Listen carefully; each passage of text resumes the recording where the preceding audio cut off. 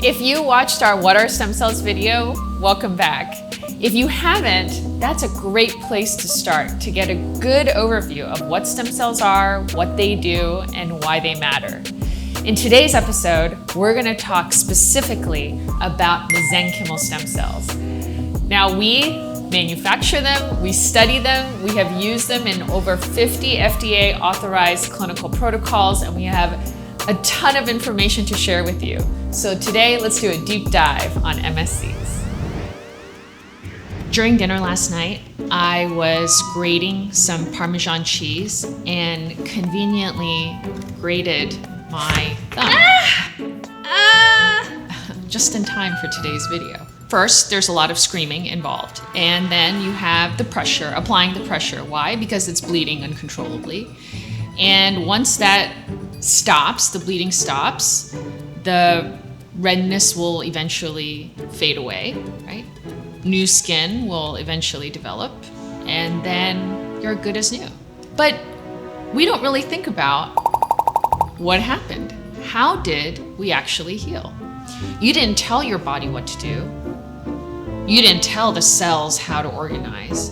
But somehow, in a very systematic, organized way, your body was able to heal itself practically perfectly. So what's responsible for coordinating all of this? Stan, I could use a little help here. Well, good thing repair is kind of my thing. All right, time to get to work. Let's recruit some help and get started. Thank you, Stan. How would I even survive without you? Mesenchymal stem cells, MSCs, we're going to call for short, are a type of adult stem cell. So first, what are stem cells? The definition of a stem cell is a cell that can differentiate or transform, right? So if you think about a bone cell, well, how did a bone cell become a bone cell? Where did it come from? Well, it started with a stem cell that has no identity, that's given some kind of trigger to transform into a bone cell. So that's an example of differentiation. The second is you have to be able to make a copy of yourself. So that's essentially it. That is the definition of a stem cell. Now, how about the word adult? Adult means that it's from a non-embryonic source and from an adult tissue. So it could be a child too, by the way, not necessarily an adult, but in our bodies, we also have stem cells inside of our tissues. And so these are called adult cells. MSCs were first found in bone marrow, but we quickly discovered that MSCs are readily found throughout the body in practically every tissue of our body. But they're most typically extracted from bone marrow or from fat tissue. Now, when babies are born, MSCs can also be found from birth tissue. So this is the placenta. They can be found from the placenta itself or from the umbilical cord tissue. Now, these are not considered embryonic stem cells. Embryonic stem cells are taken from embryos, and fetal stem cells. These are not considered fetal. These two cells that come from this sort of tissue, perinatal tissues, are also considered adult stem cells. MSCs are most well known for their ability to sense where there's stress and where there's injury and where they need to be called to. They are also responsible for regulation of inflammation, and they repair. They help repair tissues and help the healing process. What makes MSCs so exciting is not just the ability for what they can become or transform into, but really how they behave. How they behave in certain circumstances, in injury, and in disease. So let's start with differentiation. The definition of an MSC is that the MSC must be able to differentiate into 3 lineages: bone cells, cartilage cells, and fat cells. Can they do other things? Yes. Depending on the environment, they have the ability to become other tissue types. But again, going back to the scientific definition of what an MSC is, they must be able to differentiate into these three main lineages. But differentiation is only part of the story. So it turns out that when MSCs are transplanted, sometimes they don't engraft. They don't become part of the new tissue, or you can't measure them. But healing is still observed. So how is that possible? Well, the MSCs are responsible for other healing mechanisms, not just differentiation. And this discovery really changed the way we understand how MSCs really work. Fun fact, this discovery led to new terminology. For a long time, you had many people call MSCs mesenchymal stem cells, and we do here. But new terms like medicinal signaling cells were used to describe MSCs, and it was really based on function. MSCs are the most powerful communicators in the body. They release a wide range of biologically active molecules, including growth factors, cytokines, chemokines, extracellular vesicles, and exosomes. Together, these signals are often referred to as MSC secretome. In other words, what they secrete. So imagine a cell that has the ability to go into an injured area and quite literally secrete what that specific area needs for repair. That's essentially what they're doing. So rather than acting like replacement parts, they are acting like conductors, coordinating efforts to allow the body to heal itself. So it turns out that healing is not a single event. It's a series of events, and they all have to happen in the precise order. Drugs, single molecules, go in to disrupt one of those steps. But MSCs are unique in that they can affect almost every step of the healing process and help in that perfect order. So shall we take a closer look at my thumb? Taylor, zoom in.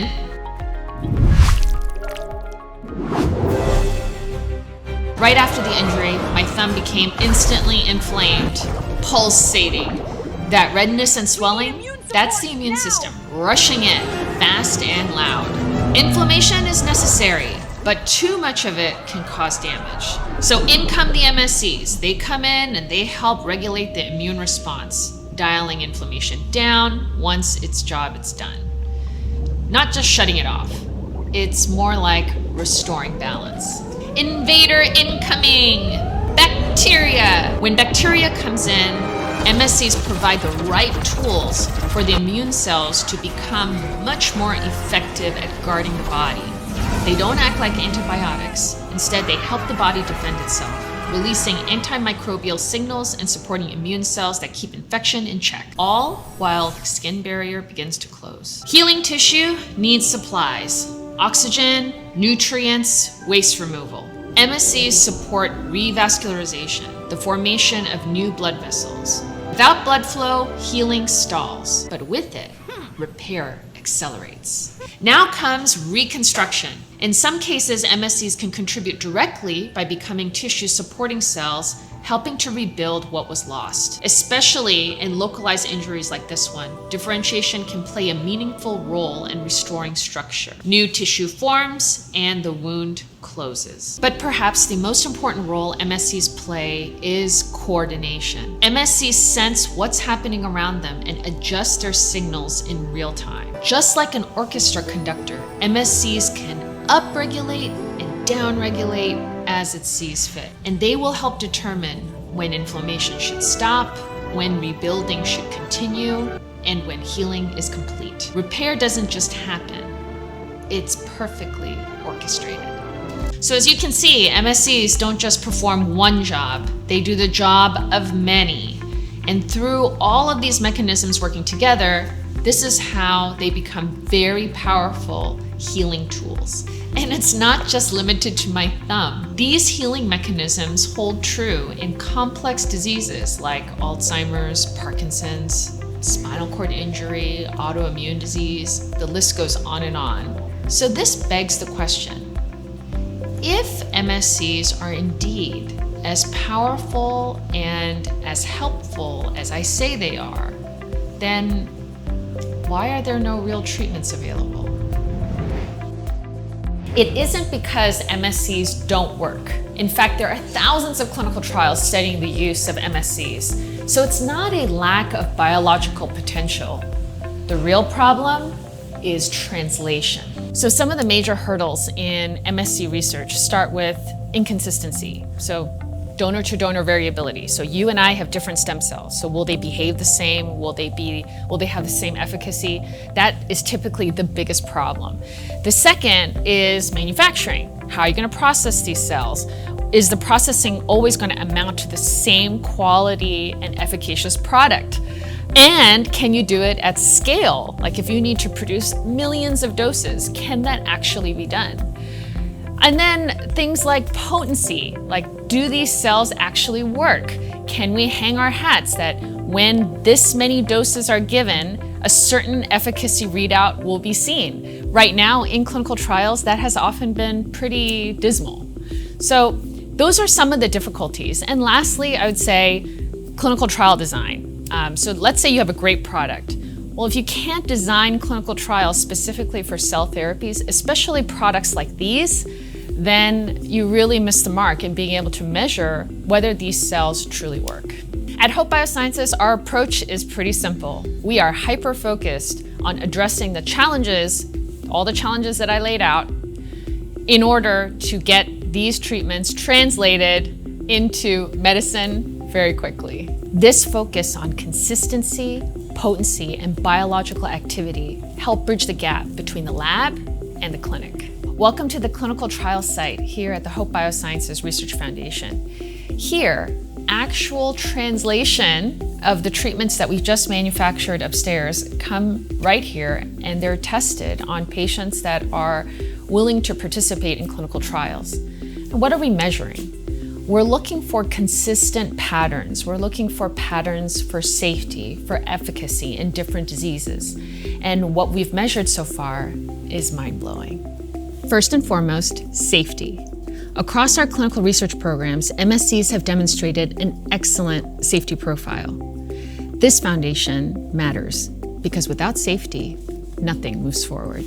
One of the most important things we've observed is dose and frequency dependence. Across diseases like Parkinson's, lupus, spinal cord injury, traumatic brain injury, we're seeing a clear response to dose and how often one gets the treatment. And this suggests a very clear biological activity. In conditions like rheumatoid arthritis and in lupus, we see changes in biomarkers. That means inflammatory markers found in the blood. These changes indicate that the mechanism that we know, the biology of MSCs, is actually working, and we see that the mechanism is matching the clinical outcome. In addition to what we see in the lab, we're also looking for clinical benefit. What are patients telling us? Patient-reported outcomes is one of the most powerful tools that we use to measure efficacy of the MSCs that we administer. What we're looking for is consistent trends. Are we observing consistent efficacy? Because if we are, then the biology, again, is translating into an efficacious treatment. So hopefully now you know a lot. You know what MSCs are, you know what they do, you know how they work. You know that there are a lot of challenges in making them into a treatment in the future, that translation that we talked about. And you know that there are groups like us trying to solve those hurdles. And that right now, in clinical trials all around the United States and all over the world, people are measuring actual changes in clinical outcomes, in patient outcomes. This is how promising biology becomes a standardized, reliable medicine. So stay tuned, please subscribe and follow along the journey as we see this exciting road to how MSCs become medicine as we know it. Thanks, everyone.